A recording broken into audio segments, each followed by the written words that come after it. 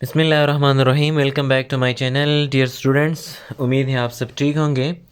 आज हम पढ़ेंगे मोनोसैकराइड। इससे पहले वीडियो में हमने कार्बोहाइड्रेट की क्लासिफिकेशन की थी। वहाँ पे हमने कार्बोहाइड्रेट को दो ग्रुप्स में क्लासिफाई किया था। एक शुगर्स थे, दूसरा नॉन शुगर्स थे। शुगर्स में फिर हमने मोनोसैकराइड, डाइसैकराइड और ओलिगोसैकराइड जो थे ये शामिल किए थे, और नॉन शुगर्स में पॉलीसैकराइड शामिल थे। आज आते हैं मोनोसैकराइड की तरफ। तो देखते हैं मोनोसैकराइड किस तरह के कार्बोहाइड्रेट हैं। मोनोसैकराइड सबसे पहले ये सिंपलेस्ट शुगर है, ये सादा तरीन शुगर्स हैं। ये ऐसे स्वीट जायके ये ऐसे कार्बोहाइड्रेट है जिसका जायका भी स्वीट है और सिंपलेस्ट भी है। इसको हम फार्दर सिंपल फॉर्म में कन्वर्ट नहीं कर सकते। दूसरी बात यह है कि मोनोसैकराइड कार्बोहाइड्रेट की बेसिक यूनिट है। बेसिक यूनिट का मतलब क्या है? इसका मतलब यह है कि हमारे पास जितनी भी कार्बोहाइड्रेट है, चाहे वो डाइसैकराइड हो, चाहे वो ओलिगोसैकराइड हो, चाहे वो पॉलीसैकराइड, ये सब कार्बोहाइड्रेट मोनोसैकराइड से बने होते हैं। ये मोनोसैकराइड आपस में मिलते हैं और डाइसैकराइड बनाते हैं। मोनोसैकराइड आपस में मिलते हैं, ओलिगोसैकराइड बनाते हैं। यही मोनोसैकराइड आपस में मिलते हैं और ये पॉलीसैकराइड बनाते हैं। दैट्स व्हाई मोनोसैकराइड सारे कार्बोहाइड्रेट्स के लिए एक बेसिक यूनिट है। जिस तरह हमारे बॉडी जो है वो सेल से बनी हुई है, सेल से टिश्यू, टिश्यू से ऑर्गन, फिर ऑर्गन सिस्टम, फिर एक ऑर्गेनिज्म बनता है।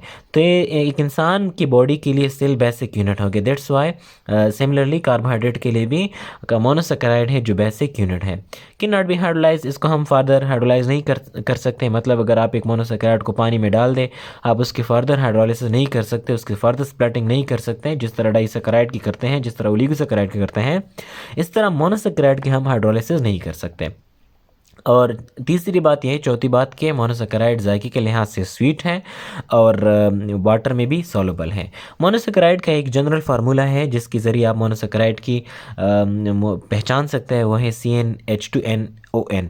n कार्बन की तादाद है और n हमेशा हमारे पास 3 होगी, 3 के बराबर होगी या 3 से ज़्यादा होगी। मतलब 3 कार्बन या 3 से ज़्यादा कार्बन होंगे ज़रूर। For example C3H6O3, C4H8O4। इसी तरह n कार्बन की तादाद मोनोसैकराइड में या 3 होंगी, 3 से कम नहीं हो सकते। वजह यह है इसकी कि हम बाद में हावर प्रोजेक्शन फार्मूला पढ़ेंगे, वहाँ पे हम साइक्लाइजेशन पढ़ेंगे, वहाँ पे हम मोनोसैकराइड से साइकिल बनाएंगे। और साइकिल बनाने के लिए कम से कम 3 कार्बन चाहिए। 3 से कम कार्बन से साइकिल बनता नहीं है। दैट्स वाई मोनोसैकराइड में कार्बन की तादाद 3 होगी या 3 से ज़्यादा होगी। और मोनोसैकराइड को हम एक सफिक्स से रिप्रेजेंट करते हैं। वो सफिक्स है OSE। जिस कंपाउंड के लास्ट में OSE आ जाए, वो majority most of the cases में वो मोनोसैकराइड की नुमाइंदगी करता है, रिप्रेजेंटेशन करता है। मोनोसैकराइड को हम फर्दर डिवाइड करते हैं on the basis of number of carbon atom, दूसरा on the basis of type of function. देखते हैं कि मोनोसैकराइड में कितने कार्बन है। इस कार्बन की तादाद के आसास पर हम मोनोसैकराइड की क्लासिफिकेशन करते हैं। मसलन ट्रायोज, ट्राई का मतलब है 3 OSE मोनोसैकराइड की रिप्रेजेंटेशन करता है। ये ऐसा सफिक्स है। ट्रायोज का मतलब ये है कि एक ऐसा मोनोसैकराइड जिसमें 3 कार्बन मौजूद है। इसके एग्जाम्पल्स है ग्लाइसिरल्डिहाइड और डाईहाइड्रोक्सिस्टोन, दोनों का मॉलिक्यूलर फार्मूला है C3H6 एंड O3। टेट्रोज का मतलब है वो मोनोसैकराइड जिसमें 4 कार्बन हो। इसके एग्जाम्पल है एरिथ्रोज है, एरिथ्रोलोज है, मॉलिक्यूलर फार्मूला है C4H8O4। पेंटोज इसी तरह ये भी एक मोनोसैकराइड है, 5 कार्बन से बना हुआ है। राइबोज और राइबोलोज इसके एग्जाम्पल है, मॉलिक्यूलर फार्मूला है C5H10 and O5। Similarly hexose ये भी एक मोनोसैकराइड है, इसमें कार्बन की तादाद 6 है। इसके एग्जाम्पल है ग्लूकोज, फ्रक्टोज, गलेक्टोज वगैरह। इसका मॉलिक्यूलर फार्मूला है C6H12 और 6। सिमिलरली हेप्टोज, इसमें 7 कार्बन मौजूद होते हैं। इसके एग्जाम्पल है ग्लूकोहेप्टोज, सीडोहेप्टोज। इसका मॉलिक्यूलर फार्मूला होगा C7H14 एंड O7। अगर आप इसको इस फार्मूले में पुट कर ले तो सिमिलर आ जाएगा। फॉर एग्जांपल अगर कार्बन की तादाद 3 है तो C3 2 × 3 6, C3H6O3। C3H6O3 ये हमारे पास हो गया ट्रायोज। सिमिलरली अगर आप टेट्रोज की करना चाहते हैं तो टेट्रोज में कार्बन की तादाद है 4, n की जगह 4 पुट कर ले तो C4 हो जाएगा, H8 हो जाएगा, O4 हो जाएगा। ये फार्मूला हो गया टेट्रोज का। दूसरी तरफ आते हैं on the basis of type of functional group. Functional group के आसास पर, बेस पर भी हम मोनोसैकराइड को क्लासिफाई करते हैं। देखिए हमने कार्बोहाइड्रेट की डिफिनीशन में बताया था कि कार्बोहाइड्रेट या पॉलीहाइड्रोक्सिल्डिहाइड कंपाउंड्स है, polyhydroxy ketone. It means carbohydrate में या aldehyde is a functional group मौजूद होगा या ketone is a functional group मौजूद होगा। तब देखते हैं कि इस मोनोसैकराइड में कौन सा फंक्शनल ग्रुप, आया ये अल्डो शुगर है, अल्डिहाइड ग्रुप इसमें है, या कीटो शुगर है, मतलब इसमें कीटोन ग्रुप है। तो देखते हैं फंक्शनल ग्रुप की बेस पर हमने मोनोसेकेराइड को फर्दर दो ग्रुप्स में क्लासिफाई करते हैं। एक का नाम है अल्डोज शुगर, दूसरे का नाम है कीटोज शुगर। अल्डोज शुगर को अल्डो शुगर भी शॉर्टली कह सकते हैं या अल्डोजिस भी हम कह सकते हैं। वो मोनोसेकेराइड वो शुगर जिसमें aldehyde as a functional group मौजूद हो। कीटोज शुगर या कीटोजिस ये वो मोनोसेकेराइड जिसमें ketone as a functional group मौजूद हो। आते हैं अल्डिहाइड की तरफ।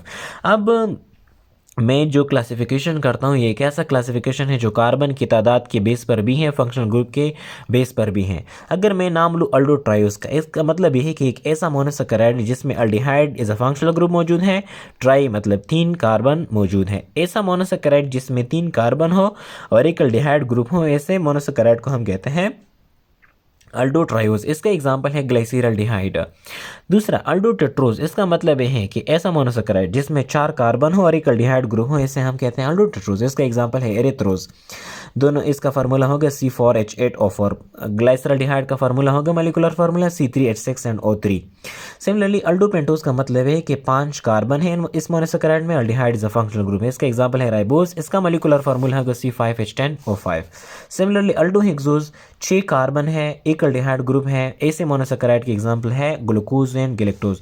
इसका फार्मूला होगा C6H12O6। सिमिलरली अल्डोहेप्टोज 7 कार्बन है, एक अल्डिहाइड ग्रुप है। इसके एग्जाम्पल जो है ग्लूकोहेप्टोज हैं।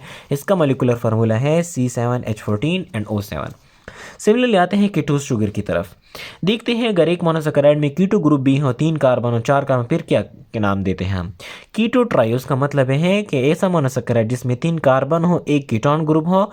इसका एग्जांपल होगा डाइहाइड्रोक्सीएसीटोन। इसका मोलिकुलर फार्मूला है C3H6NO3।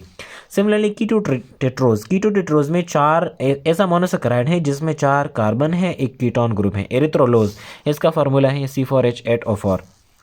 कीटोपेंटोज में 5 कार्बन है, एक कीटो ग्रुप है।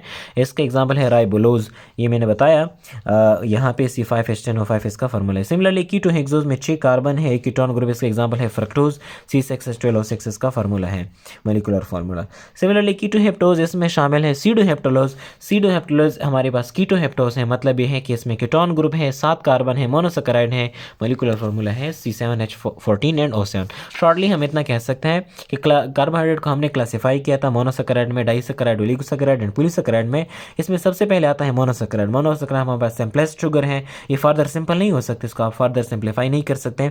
कार्बोहाइड्रेट की बेसिक यूनिट है, जायके के लिहाज से स्वीट है, वाटर में सॉल्युबल है। क्लासिफिकेशन या डिवीजन उसके हमने 2 तरह की, एक कार्बन की तादाद के बेस पर, एक फंक्शनल ग्रुप के बेस पर।